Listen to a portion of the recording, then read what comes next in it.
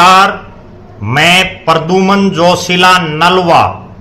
पूरे हरियाणा प्रदेश में एक बात की चर्चा बड़े जोरों से चल रही है और अमित शाह के 29 तारीख को पंचकुला में भारतीय जनता पार्टी की जो प्रदेश की विस्तारित जो कार्यकारिणी है उसकी मीटिंग के बाद तो इस चर्चा ने बड़ा जोर पकड़ लिया है।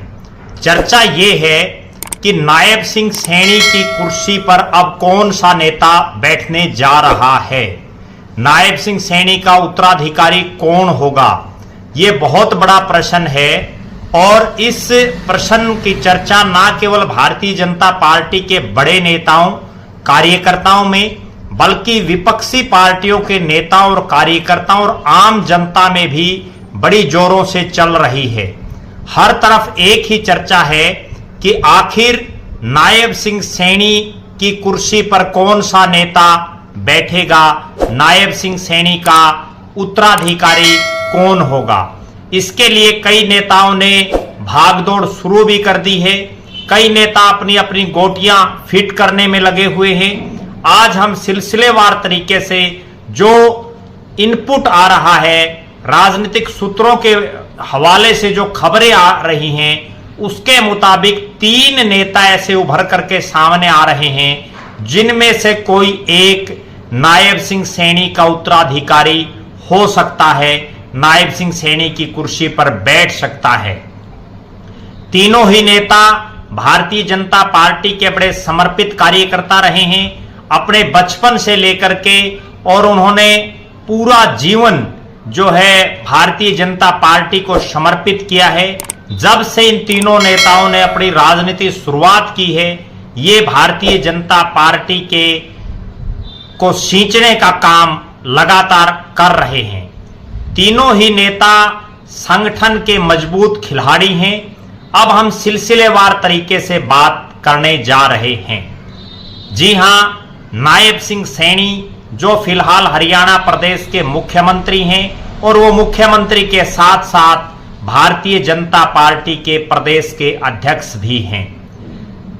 एक युवा जो बड़ा ऊर्जावान नेता है और चकाचौंध से दूर जो रहा, कुरुक्षेत्र लोकसभा से सांसद होते हुए उनको पिछली साल एकाएक ओम प्रकाश धनखड़ जो भारतीय जनता पार्टी के बड़े नेताओं में शामिल हैं, वो प्रदेश के अध्यक्ष थे, उनको हटा करके नायब सिंह सैनी को पहले प्रदेश का अध्यक्ष बनाया गया।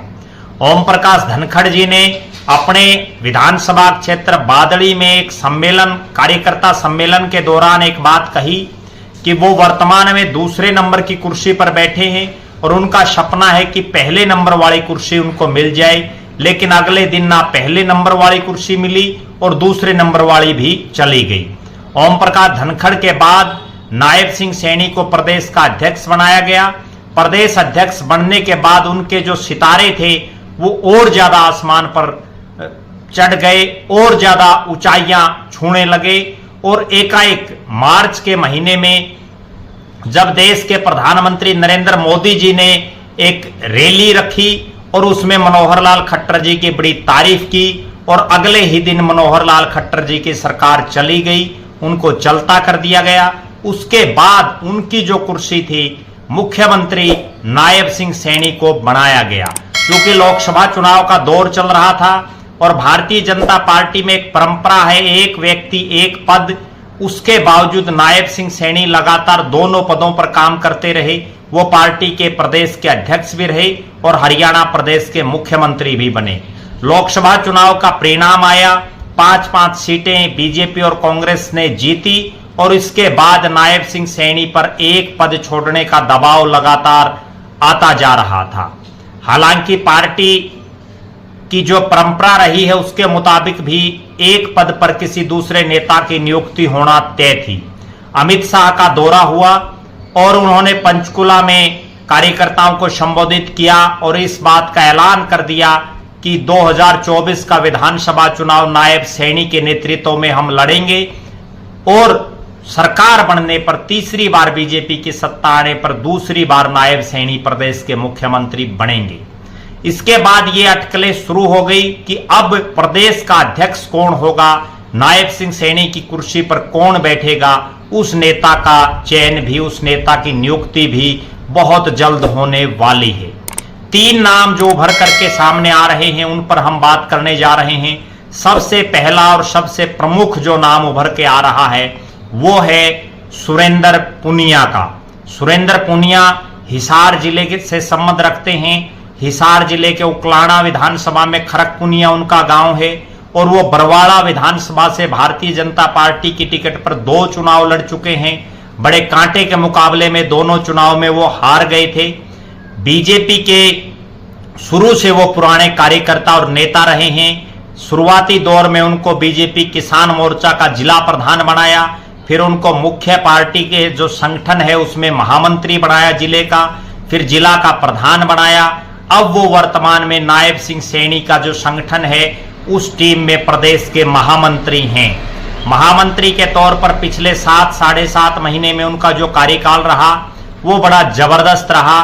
लगातार लोगों से वो घुलते मिलते रहे और संगठन की बारीकियों पर नजरें उनकी हमेशा से बनी रही, जिसका परिणाम ये रहा कि वो जो भारतीय जनता पार्टी के कार्यकर्ता हैं, चाहे उसमें नए लोगों को शामिल करने की बात हो, रूठे हुए कार्यकर्ताओं को मनाने की बात हो, या जो लोग पार्टी के साथ काम कर रहे हैं उनको और ज्यादा उत्साहित करने की बात हो, ये तीनों ही कलाएं सुरेंद्र पुनिया में दिखाई देती हैं। सुरेंद्र पुनिया वर्तमान मुख्यमंत्री नायब सिंह सैनी के बड़े खासम खास हैं। पूर्व मुख्यमंत्री और वर्तमान में कैबिनेट मंत्री मनोहर लाल खट्टर जी के भी विश्वसनीय नेताओं में वो शामिल हैं और राष्ट्रीय स्तर पर भी और आरएसएस के भी कई नेताओं के साथ उनके अच्छे संबंध हैं। सुरेंद्र पुनिया जाट जाति से आते हैं, किसान कौम से आते हैं, लिहाजा जो विधानसभा चुनाव में 2 जो बड़ी वर्ग हैं, जिसमें एक किसान वर्ग और एक एससी वर्ग, और इन दोनों में भी 2 बड़ी जो जातियां हैं, एक जाट और एक चमार, दोनों जो जातियां हैं इन्होंने खुल करके कांग्रेस के पक्ष में ज्यादा से ज्यादा वोटिंग करने का काम किया, जिसकी वजह से बीजेपी 10 पर से 5 सीटों पर आ सिमटी।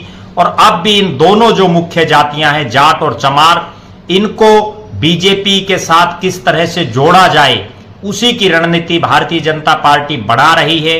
और अगर ये दोनों जातियां और ये दोनों वर्ग, किसान और एससी वर्ग, बीजेपी के साथ बहुत ज्यादा संख्या में विधानसभा चुनाव में नहीं आए तो विधानसभा में भी बीजेपी हार सकती है, और बुरी हार भी हो जाए तो भी कोई बहुत बड़ी बात नहीं है। इसीलिए इन दोनों जातियों को जोड़ने के लिए इन जातियों के और इन वर्गों के नेताओं को पार्टी ज्यादा तवज्जो दे रही है। दूसरा जो नाम उभर करके आ रहा है वो नाम बड़ा नाम है, संगठन के बड़े संगठन करता रहे हैं, वेदपाल एडवोकेट, करनाल जिले से आते हैं।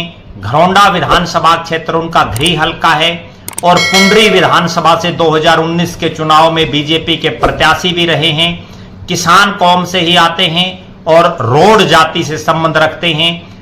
पिछले लोकसभा चुनाव में वो करनाल और कुरुक्षेत्र दोनों लोकसभा सीटों से बीजेपी की टिकट के प्रबल दावेदारों में शामिल रहे, लेकिन करनाल में खुद मनोहर लाल जी ने चुनाव लड़ा और कुरुक्षेत्र में ऐन समय पर 15 मिनट पहले नवीन जिंदल को ज्वाइन करवा दिया गया तो उनकी टिकट कट गई।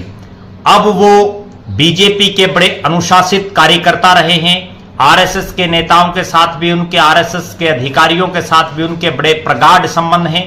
और मनोहर लाल खट्टर जी के इतर जो दूसरा धड़ा बीजेपी में है, जिसमें अनिल विज, ओम प्रकाश धनखड़, पंडित रामविलास शर्मा, कैप्टन अभिमन्यु, ये जो तमाम नेता हैं, इनके साथ भी वेदपाल एडवोकेट के अच्छे संबंध हैं।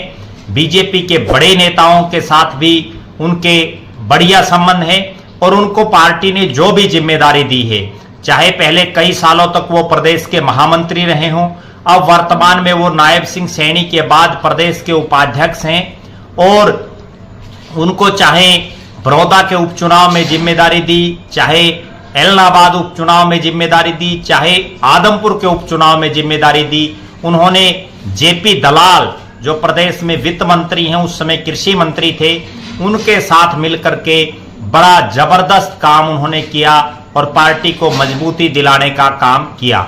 एडवोकेट वेदपाल बड़ा नाम है और पार्टी के लिए बड़े समर्पित है, उनका नाम भी प्रबल दावेदारों में दिखाई दे रहा है।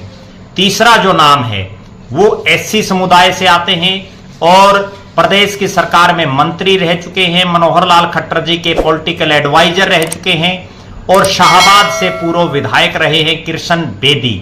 कृष्ण बेदी वाल्मीकि समाज से आते हैं और एससी वर्ग में उनका अपना एक प्रभाव है। वो सिरसा और अंबाला दोनों लोकसभा क्षेत्रों से अभी टिकट के लिए भी प्रयास कर रहे थे और मुख्यमंत्री नायब सिंह सैनी और मनोहर लाल जी के विश्वास पात्रों में वो शामिल हैं। एससी वर्ग को बीजेपी के साथ ज्यादा से ज्यादा जोड़ने के लिए उन पर भी दांव खेला जा सकता है। ये तीन मुख्य चेहरों के अलावा लगभग कई नेता और हैं जिन पर पार्टी गौर कर सकती है। उनमें सबसे बड़ा नाम राज्यसभा के सदस्य पूर्व में प्रदेश के अध्यक्ष रहे सुभाष बराला का है। सुभाष बराला पर पार्टी एक बार फिर से विचार कर सकती है क्योंकि वो मनोहर लाल जी और नायब सैनी के खासम खास लोगों में शामिल हैं। इसके अलावा राज्यसभा के सदस्य और पूर्व कैबिनेट मंत्री कृष्णलाल पंवार जो एससी समाज से आते हैं उन पर भी पार्टी दांव खेल सकती है। अजय गौड़ जो पूर्व मुख्यमंत्री मनोहर लाल जी के खासम खास हैं, फरीदाबाद से आते हैं, ब्राह्मण चेहरा हैं, उन पर भी पार्टी दांव लगा सकती है। इन सब के इतर भारतीय जनता पार्टी और नरेंद्र मोदी जी अमित शाह की जोड़ी अक्सर ऐसे फैसले लेने पर चर्चित है जो अकल्पनीय हैं, जिन पर विश्वास नहीं किया जा सकता। ऐसे किसी आदमी को भी पार्टी अध्यक्ष की जिम्मेदारी दे सकती है। पीछे भी हमने देखा भारतीय जनता पार्टी बहुत से धुरंधरों को छोड़ करके नए नए और ऊर्जावान लोगों को टिकट देने में भी विश्वास रखती है, उनको मुख्यमंत्री और प्रदेश का अध्यक्ष भी बना देती है।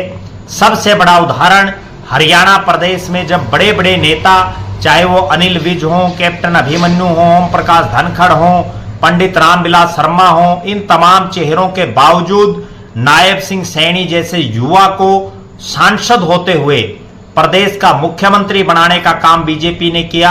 हो सकता है बीजेपी किसी अन्य नाम पर भी विचार कर ले और नरेंद्र मोदी और अमित शाह जो किसी नए चेहरे पर भी दांव लगाने में चूकते नहीं, इस पर भी हमारी नजरें बनी रहेगी।